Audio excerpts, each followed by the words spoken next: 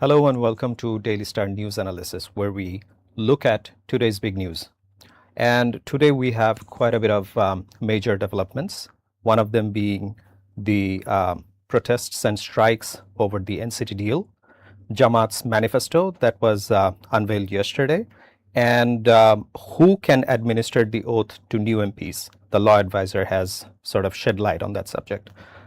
We have with us our consulting editor, Mr. Kamal Ahmed. Kamal Bhai, how are you? I'm fine, thank you. So let's get down to business and look at what's happening with the NCT deal at Chittagong port. The shipping advisor today went to Chittagong, where he was met with protesting employees. And the latest development is that the shipping advisor has said the deal would be finalized. However, negotiations with protesting workers will continue. So this is a late response on the part of the government. If the shipping advisor didn't waste last 6 days sitting in Dhaka and allowing this disruption to continue, then probably today's outcome would have been came before 2 days, 4 days. Probably we would have seen later least disruption in the port activities. The NCT deal means the new container terminal management, new mooring container terminal management issue, and the local officials, also employees, dock workers, and port users. Everyone is against that. Maybe there are rooms for discussion and a settlement possible. And today's initiative, after he went there and sat with the protesters, they suspended this action for 2 days. So it clearly shows that there's room for dialogue. We hope that that dialogue will continue and no new strike will come into effect from Sunday. And the protesters said that they're sort of giving it a break for 2 days because of Ramzan, the essentials that people are going to need for Ramzan. So with public interest in mind, they have decided to do that. So that's yes, of course, the supply should remain uninterrupted, and there's the problem. 6 days gone, possible sort of huge pile up at the airport, not airport, Chittagong port, and that will cause some sort of disruption. Though still we are not feeling it, probably we will start to feel it within a couple of days. The problem with this deal is that lack of transparency and hurriedness. Why government is doing this just before a week of the election? New government will come within probably 6, 7 or 9 days, 10 days maximum, not more than that. But government is rushing through this deal and without any transparency. So that's the problem. People are suspecting foul play. Government needs to come clean, and that's why this dialogue is important. We hope that government will go for dialogue and continue this dialogue, continue talking until this issue is settled. Right. Now, going to Jamaat's election manifesto, they have presented 26 prioritized issue, and we all know that one of the talking points, most discussed points, is women's participation and women's place in the cabinet, also minorities, ethnic and religious minorities. And while announcing the manifesto, the Jamaat Amir has categorically mentioned that they will have women in their cabinet as well as religious and ethnic minorities, although there are no women candidates. Yes, that's quite interesting actually. Perhaps Jamaat would have loved to avoid this issue, this women's rights issue, but that's the only issue coming back repeatedly, and Jamaat leaders are struggling to deal with that. It started from the Jamaat chief's address in London to an expat group of supporters, expatriate groups, and there he said that women should work for 5 hours a day, and because they are they have home duties, homemaking, so they need time, and government and the employers should compensate for the lost 3 hours. But why and how many employers are willing to do that?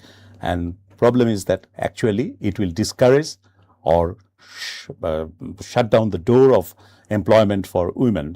So that thing started new debate. Then came the Al Jazeera interview, and then in that Al Jazeera interview, women's representation in politics, especially in power, in parliamentary election, that issue also dominated. And he couldn't sort of give a satisfactory answer to why his party didn't nominate a single women candidate for parliamentary seats.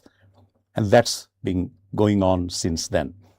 Then came the X account's alleged hacked statement or status, where some derogatory words, terms have been used against women.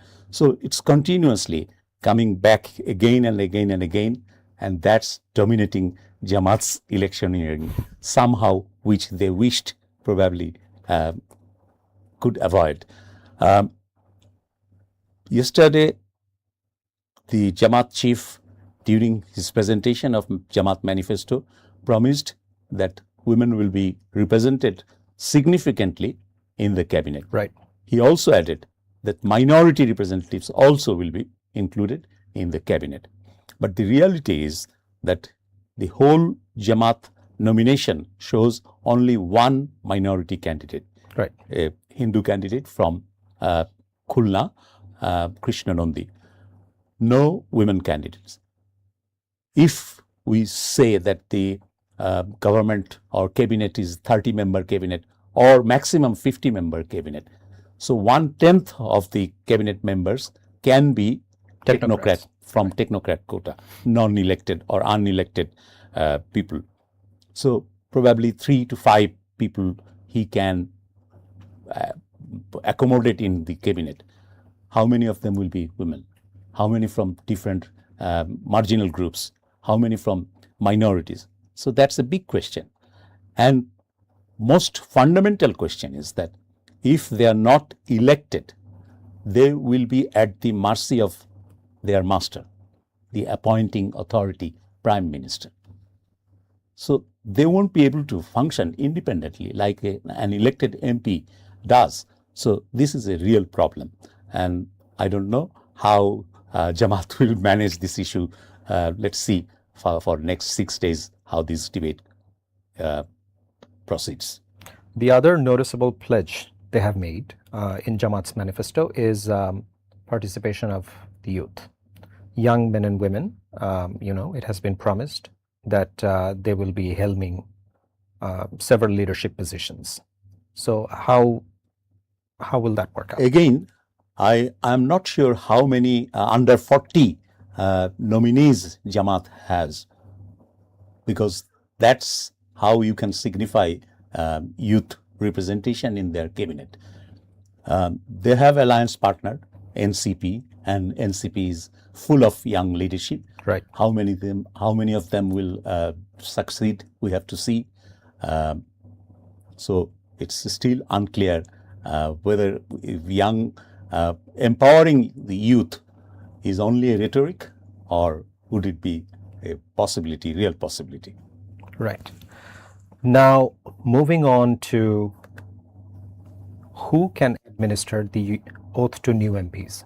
The law advisor today sort of tried to explain that because we have an exceptional situation that the speaker is missing and the deputy speaker is in jail.